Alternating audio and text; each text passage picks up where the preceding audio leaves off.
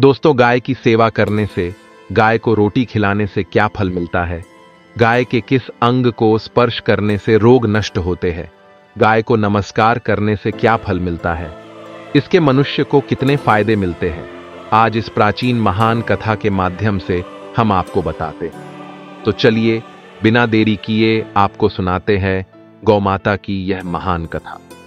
दोस्तों, एक बार देवर्षि नारद भगवान श्री कृष्ण से मिलने के लिए द्वारका नगरी में पधारते हैं। भगवान श्री कृष्ण के पास आकर नारद जी उन्हें प्रणाम करते हैं। देवर्षि नारद को देखकर भगवान श्री कृष्ण प्रसन्न हो जाते हैं और पूछने लगते हैं, हे देवर्षि, आपका द्वारका में स्वागत है। आज किस प्रयोजन से द्वारका में आने का आपने निर्णय लिया? देवर्षि नारद हर्ष के साथ कहने लगते हैं, हे प्रभु, आप तो सब कुछ जानते हैं, फिर भी इस दास से पूछ रहे हैं। भला आपसे कोई बात छिपी हुई है? मेरे मन में क्या प्रश्न है, आपको भली भांति पता है। भगवान श्री कृष्ण कहते हैं, हे देवर्षि, मैं आपकी द्विधा को जानता हूं और यह भी जानता हूं कि आप समस्त मनुष्य जाति के कल्याण के लिए ही आज यहां पर पधारे हैं। आप निसंकोच होकर पूछें, आपके मन में जो भी प्रश्न हो। फिर देवर्षि कहने लगते हैं, हे प्रभु, यदि आप चाहते हैं तो मैं आपसे एक प्रश्न पूछने की चेष्टा करता हूं। प्रभु, मैं आज पृथ्वी लोक का भ्रमण कर रहा था तो मैंने बड़ा ही विचित्र दृश्य देखा। मैंने देखा कि कुछ दुष्ट मनुष्य गायों को मार रहे थे, वहीं दूसरी ओर कुछ मनुष्य गायों की पूजा भी कर रहे थे। तो प्रभु, यह दृश्य देखकर मुझे बड़ी व्यथा हुई। मनुष्य खुद के स्वार्थ के लिए निष्पाप पशुओं पर अत्याचार क्यों करता है? हे प्रभु, मेरे मन में यह जानने की जिज्ञासा हो रही है कि जो मनुष्य गाय की सेवा करता है, उसकी पूजा करता है, उसे क्या फल मिलता है, और जो पापी गायों पर अत्याचार करता है, उन्हें कौन सा दंड मिलता है? इस प्रकार से नारद जी द्वारा पूछे जाने पर भगवान श्री कृष्ण मुस्कुराते हुए कहने लगते हैं, हे देवर्षि, आपने बहुत ही उत्तम प्रश्न किया है। जो गायों को कष्ट देता है उसे तो उसके पाप कर्मों के लिए नरक में दंड अवश्य मिलता है, किंतु जो गायों की सेवा करता है उन्हें उत्तम लोकों की प्राप्ति होती है। गायों की सेवा करने से पृथ्वी लोक पर और परलोक में मनुष्य को कौन सा फल मिलता है, मैं आपको इस कथा के माध्यम से समझाता हूं। हे देवर्षि, आप इस कथा को ध्यान से पूरा जरूर सुने। इस कथा को जो भी मनुष्य सुनता है और इसका प्रचार करता है, उसके समस्त पाप नष्ट हो जाते हैं, उसे धन धान्य की प्राप्ति होती है और मृत्यु के बाद वह मेरे धाम गोलोक में जाता है। देवर्षि कहने लगते हैं, हे प्रभु, यह मेरे सौभाग्य है कि आपके मुख से मुझे यह कथा सुनने को मिल रही है। मैं इस कथा को ध्यान से पूरा सुनूंगा और इसका प्रचार मनुष्यों में करूंगा। भगवान श्री कृष्ण कहते हैं, हे देवर्षि, प्राचीन काल की बात है। पृथ्वीलोक पर वैवस्वत मनु के वंश में एक दिलीप नाम के राजा हो गए। महाराज दिलीप धर्म का पालन करने वाले, गुणवान, चरित्रवान तथा महापराक्रमी थे। उन्होंने धर्म पूर्वक पृथ्वी का पालन किया और अपनी प्रजा को सदैव ही प्रसन्न रखा। उनकी प्रजा सदैव उनसे संतुष्ट रहती थी। मगध देश की राजकुमारी सुदक्षिणा महाराज दिलीप की पत्नी थी। महाराज दिलीप और महारानी सुदक्षिणा बड़ी ही प्रसन्नता से रहने लगे थे, किंतु अनेक वर्ष बीत जाने के बाद भी महारानी के गर्भ से कोई संतान नहीं हुई। तब महाराज दिलीप एकांत में बैठकर सोचने लगे कि मैंने कभी कोई पाप नहीं किया है और मैंने सदैव ही धर्म के मार्ग पर चलकर ही सभी कार्य किए हैं, फिर भी मेरे किस दोष के कारण मुझे संतान प्राप्ति नहीं हो रही है। इतना सोचकर वे बहुत चिंतित हो गए। फिर उनके मन में एक विचार आया कि इस समस्या का समाधान केवल गुरु वशिष्ठ जी ही कर सकते हैं। वे ही मुझे मेरे दोष के बारे में बताएंगे और पुत्र प्राप्ति के लिए कोई उपाय बताएंगे। इतना सोचकर महाराज दिलीप अपनी पत्नी के साथ गुरु वशिष्ठ जी के आश्रम पर पहुंच गए। आश्रम पर वशिष्ठ जी नित्य कर्म, ध्यान आदि कार्य समाप्त करके अपनी पत्नी अरुंधति के साथ बैठे हुए थे। उसी समय महाराज दिलीप रानी के साथ उनके पास जाते हैं और उनका दर्शन करते हैं। वशिष्ठ जी ने महाराज दिलीप का स्वागत किया और उनकी पत्नी अरुंधति ने महारानी का स्वागत किया और उनका कुशल मंगल पूछते हुए उन्हें आशीर्वाद दिया। वशिष्ठ जी महाराज दिलीप से कहने लगे, हे राजन, सब कुशल मंगल तो है ना? आप और महारानी का आज अचानक वन में मेरी कुटियाओं में पधारने का क्या प्रयोजन है? किस कारण से एक महान सम्राट को अपना राजपाट छोड़कर इस वन में आना पड़ा? इक्ष्वाकु कुल के सभी राजा महाराज पुत्र उत्पन्न करके उन्हें अपना राज्य सौंपकर तपस्या करने के लिए वन में आते हैं। किंतु आप अभी भी जवान हैं। आपने अभी अभी राज्य का कार्यभार संभाला है। आपने अभी तक पुत्र भी उत्पन्न नहीं किया है। फिर आप ऐसे अपना राजपाट छोड़कर वन में क्यों चले आ गए? ये आप जैसे महान सम्राट को शोभा नहीं देता है। फिर महाराज दिलीप कहते हैं, हे महर्षि, मैं आपके यहां पर तपस्या करने के लिए नहीं आया हूं। गुरुदेव, मैं आपके पास सहायता मांगने के उद्देश्य से आया हूं। कृपया आप मेरी सहायता कीजिए, मैं बहुत दुख में हूं। फिर महर्षि अगस्त्य कहते हैं, हे राजन, आपके जैसे महान सम्राट को भला किस बात की सहायता चाहिए? आप तो स्वयं सभी की रक्षा एवं सहायता करने में सक्षम हैं। महाराज दिलीप कहते हैं, हे गुरुदेव, मैं आपके पास यह जानने के लिए आया हूं कि किस दोष के कारण मुझे अभी तक पुत्र की प्राप्ति नहीं हुई है। कृपया आप अपनी दिव्य शक्ति से जानकर मुझे मेरा दोष बताइए और उस दोष के निवारण के लिए उपाय भी अवश्य बताइए। पुत्र के बिना मेरा जीवन व्यर्थ हो जाएगा, मुझे मुक्ति नहीं मिलेगी। तब महर्षि अगस्त्य कहते हैं, हे राजन, ये तो आश्चर्य की बात है, मैं अवश्य आपकी सहायता करूंगा। फिर महर्षि अगस्त्य अपनी दिव्य दृष्टि से महाराज के भूतकाल को देखने लगते हैं तो उन्हें राजा की एक भूल के बारे में पता चलता है। महर्षि अगस्त्य महाराज से कहते हैं, हे राजन, आपसे एक बड़ी भूल हुई है जिसका आपको ज्ञान नहीं है। जब आप इंद्रलोक में देवराज से मिलकर लौट रहे थे, तभी मार्ग में एक कल्प वृक्ष के नीचे खड़ी गाय और उसके बछड़े को आपने दुर्लक्ष्य कर दिया था। वह गाय और उसका बछड़ा अत्यंत भूखे और कष्ट में थे। आपने उस कामधेनु गाय को ना भोजन कराया और ना ही उसे नमस्कार किया। उस गाय ने आपसे सहायता भी मांगी, किंतु आप अपनी प्रसन्नता में खोए हुए थे और आपको उस गाय की पुकार भी सुनाई नहीं दी। आपकी कृतज्ञता को देखकर वह गाय अत्यंत दुखी हुई और उसने आपको श्राप दे दिया है। हे राजन, जो मनुष्य गाय को कष्ट में देखकर उसकी सहायता नहीं करता, भूखी गौ माता को भोजन नहीं कराता, उसे तो महापाप लगता है और उसी गाय के श्राप के कारण आपकी कोई संतान नहीं है। इस प्रकार से महर्षि अगस्त्य ने महाराज दिलीप को उनके दोष के बारे में बता दिया, जिसे सुनकर महाराज बहुत दुखी हुए और पश्चाताप करते हुए कहने लगे, हाय, ये मैंने क्या कर दिया? मुझ पर धिक्कार है।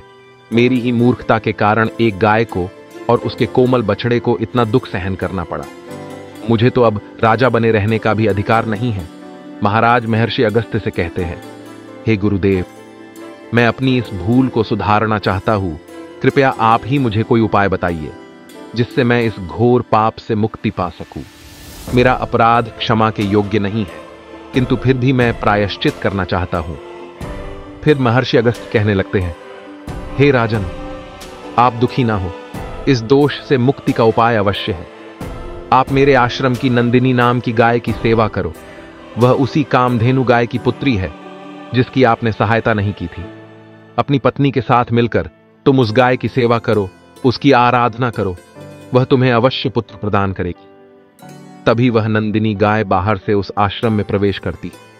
उस गाय को आता देखकर महर्षि अगस्त्य बोले, हे राजन, देखिए, केवल स्मरण करने मात्र से ही कल्याण करने वाली यह नंदिनी गाय स्वयं चलकर आई है। आप भाग्यशाली हैं, यह गाय निश्चित ही आपके दुख दूर करेगी। आप वन में इस नंदिनी गाय के पीछे पीछे चलकर इसकी सेवा करो, जंगल में रहने वाले हिंस्र पशुओं से इसकी रक्षा करो और आश्रम में लौट आने पर रानी सुदक्षिणा इस गाय की सेवा करे। प्रसन्न होकर यह गाय तुम्हें निश्चित ही पुत्र प्रदान करेगी। फिर महाराज दिलीप ने ऐसा ही करने का वचन दिया और फिर दूसरे दिन सुबह महारानी ने गाय की पूजा की और महाराज उस गाय को चराने के लिए वन में लेकर गए। जब वह गाय चलने लगती तो महाराज उसके पीछे पीछे चलते, इधर उधर से हरी हरी घास लाकर उस गाय को खिलाने लगती। जब वह गाय किसी वृक्ष के नीचे बैठती तो महाराज भी उसके साथ बैठकर विश्राम करते। महाराज उस गाय के शरीर से डांस और मच्छरों को हटाते और अपने हाथों से उसके मस्तक को सहलाते। इस प्रकार से महाराज उस गाय की सेवा में लगे रहे। जब शाम हुई तो महाराज उस गाय के साथ आश्रम में लौट आए। आश्रम में पहुंचते ही उस गाय ने अपने खुरों से महाराज पर धूल उड़ाई, जिससे महाराज का शरीर पवित्र हो गया और उसके सभी पाप नष्ट हो गए। फिर महारानी सुदक्षिणा ने आगे आकर नंदिनी की अगवानी की और विधिपूर्वक उस गाय का पूजन किया तथा बारंबार उसके चरणों में मस्तक झुकाया। फिर उस गाय की प्रदक्षिणा करके हाथ जोड़कर वह उसके आगे खड़ी हो गई। फिर उस गाय ने उस रानी की पूजा को स्वीकार किया और रानी पर अपनी दृष्टि डालकर उसके सभी दोष समाप्त कर दिए। गाय की दृष्टि पड़ते ही रानी अत्यंत पवित्र हो गई। इस प्रकार से महाराज दिलीप को उस नंदिनी गाय की सेवा करते हुए 20 दिन बीत गए। फिर 21वें दिन महाराज जब गाय को लेकर वन चले गए तो वह गाय चरते चरते हिमालय पर्वत पर चली गई और महाराज भी उसके पीछे पीछे चले गए। वहां उस पर्वत पर खड़े होकर महाराज उस हिमालय पर्वत की सुंदरता को निहार रहे थे। इतने में ही एक शेर ने आकर उस नंदिनी गाय को बलपूर्वक दबोच लिया। राजा को उस शेर के आने की आहट तक नहीं हुई। उस शेर के चंगुल में फंसी नंदिनी ने दयनीय स्वर से बड़े जोर से चीत्कार किया, हे महाराज मेरी रक्षा करो, हे महाराज मेरी रक्षा करो। जैसे ही महाराज ने उस गाय की पुकार सुनी तो उन्होंने देखा कि एक भयंकर शेर ने उस गाय को दबोच लिया है और उस गाय की आंखों से आंसुओं की धारा बह रही है, जिसे देखकर महाराज व्यथित हो उठे और उन्होंने तुरंत ही अपना बाण निकाला और धनुष की डोरी पर रखा और उस शेर को मारने के लिए प्रत्यंचा खींची। उसी समय उस शेर ने महाराज की तरफ देखा। उस शेर की दृष्टि पड़ते ही महाराज का शरीर स्तब्ध हो गया, उनकी शक्ति क्षीण हो गई, उनका सारा बल नष्ट हो गया। अब उनके अंदर उस बाण को छोड़ने की भी शक्ति नहीं रही। फिर वह शेर उस महाराज से बोलने लगा, हे राजन, मेरे ऊपर प्रहार करना तुम्हारे बस की बात नहीं है, क्योंकि भगवान शिव मेरी ही पीठ पर पैर रखकर नंदी पर बैठते हैं। इसीलिए तुम मुझे मारने की चेष्टा मत करो और यहां से लौट जाओ। विधाता ने इस गाय को आज मेरा ग्रास नियुक्त किया है, इसीलिए तुम इसमें दखल मत दो। मैं जानता हूं तुम सूर्यवंश में जन्मे हुए राजा दिलीप हो।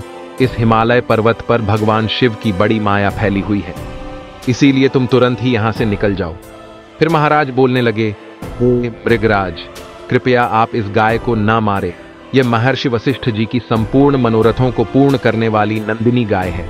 इसकी हत्या करने पर तुम्हें महापाप लगेगा। गुरुदेव ने मुझे इस गाय की रक्षा और सेवा करने का आदेश दिया है। इस गाय का एक बछड़ा भी है जो घर पर इसकी राह देख रहा है। मैं इस गाय को मरने के लिए छोड़कर नहीं जा सकता। तुम भगवान शिव के सेवक हो, इसीलिए तुम्हारे हाथ से इस गाय को छुड़ाना मेरे लिए असंभव है। इसीलिए हे मृगराज, मेरी आपसे विनती है कि आप इस गाय को जीवनदान दो। इस गाय के बदले में मैं तुम्हें अपना शरीर समर्पित करता हूं, जिससे तुम्हारी भूख भी शांत हो जाएगी और इस गाय की रक्षा भी हो जाएगी और मेरे वचन का पालन भी हो जाएगा। साथ ही गौ रक्षा के लिए प्राण त्यागने से मुझे उत्तम गति की प्राप्ति होगी। इतना कहकर महाराज उस शेर के सामने हाथ जोड़कर बैठ गए और आंखें बंद की। फिर अचानक से उस राजा के कानों में स्वर पड़े, बेटा उठो, मैं तुम्हारी सेवा से अत्यंत प्रसन्न हूं। यह सुनकर महाराज उठ खड़े हुए और उन्होंने अपने सामने उस गाय को देखा और वह शेर कहीं दिखाई नहीं दे रहा था। तब वह नंदिनी गाय राजा दिलीप से कहने लगी, हे राजन, मैंने ही अपनी माया से शेर का रूप धारण करके तुम्हारी परीक्षा ली है। यमराज भी मुझे पकड़ने का विचार नहीं कर सकते। मेरी रक्षा के लिए तुम अपने प्राण देने के लिए तैयार थे, इसीलिए मैं तुम पर बहुत प्रसन्न हूं। अब तुम मुझे वरदान मांगो, जो तुम्हारी मनोकामना है वह कहो, मैं अवश्य पूर्ण करूंगी। महाराज दिलीप कहते हैं, हे गौ माता, मेरे मन में जो इच्छा है आप वह अवश्य जानती होंगी। कृपया मुझे प्रदान कीजिए, मेरी यही कामना है। फिर उस नंदिनी गाय ने कहा, हे बेटा, तुम पत्ते के द्रोण में मेरा दूध लेकर उसका पान करो, इससे तुम्हें अत्यंत बुद्धिमान और गुणवान पुत्र की प्राप्ति होगी। महाराज दिलीप कहने लगे, हे माता, इस समय पर मैं आपके मधुर वचन सुनकर ही तृप्त हो चुका हूं। अब आप मेरे साथ आश्रम पर चलिए और मैं आपकी पूजा आराधना करके तथा मेरे अनुष्ठान को पूरा करके आपके अमृत समान दूध का पान करता हूं। उसके बाद महाराज दिलीप उस गाय को लेकर आश्रम चले गए। आश्रम में पहुंचने पर महारानी सुदक्षिणा ने आगे आकर उस गाय का पूजन किया। तब उस गाय ने कहा, हे महारानी, आप मेरी पीठ को स्पर्श करें, उससे आपको अत्यंत गुणवान, बलवान और विद्वान पुत्र की प्राप्ति होगी। फिर महारानी ने गाय की पीठ को स्पर्श किया। महाराज और महारानी ने उस गाय की विधिवत पूजा आराधना की और उनके अमृत के समान दूध को प्रसाद समझकर ग्रहण किया। उन दोनों की प्रसन्नता देखकर महर्षि वशिष्ठ कहने लगे, हे राजन, अब यह गाय तुम दोनों पर प्रसन्न है, तुम्हारी मनोकामना अवश्य पूर्ण होगी। जो भी मनुष्य गाय की सेवा करता है, उसे भोजन कराता है, उसकी प्रदक्षिणा करता है, उसके सभी मनोरथ सफल होते हैं। जो भी गाय की रक्षा करता है, उसकी कभी दुर्गति नहीं होती। मृत्यु के बाद वह गोलोक में जाता है और भगवान श्री कृष्ण के साक्षात दर्शन करने का सौभाग्य उसे प्राप्त होता है।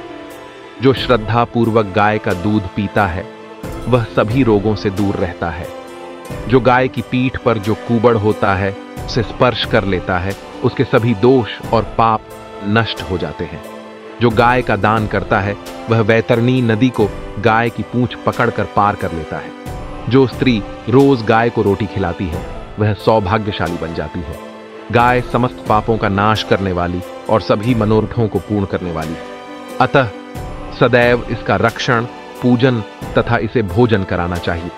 इतना करने से ही मनुष्य सभी ऐश्वर्यों को प्राप्त कर लेता है, उसकी दरिद्रता समाप्त हो जाती है। फिर भगवान श्री कृष्ण कहते हैं, हे देवर्षि, इस प्रकार से महाराज दिलीप द्वारा गाय की सेवा करने से उन्हें एक पुत्र की प्राप्ति हुई, जिसका नाम रघु रखा गया, जिसके नाम से इस पृथ्वी पर सूर्य वंश की ख्याति हुई और बाद में उसका वंश रघुवंश नाम से प्रसिद्ध हुआ। तो दोस्तों, आप भी नित्य गाय की सेवा करें, रोज गाय को रोटी खिलाएं, गाय की रक्षा करें। आपको यह कथा कैसी लगी कमेंट करके जरूर बताएं। जानकारी अच्छी लगी तो वीडियो को लाइक करें, कमेंट में जय श्री कृष्ण और जय गौ माता जरूर लिखें। साथ ही चैनल को सब्सक्राइब करें। आप सभी का धन्यवाद।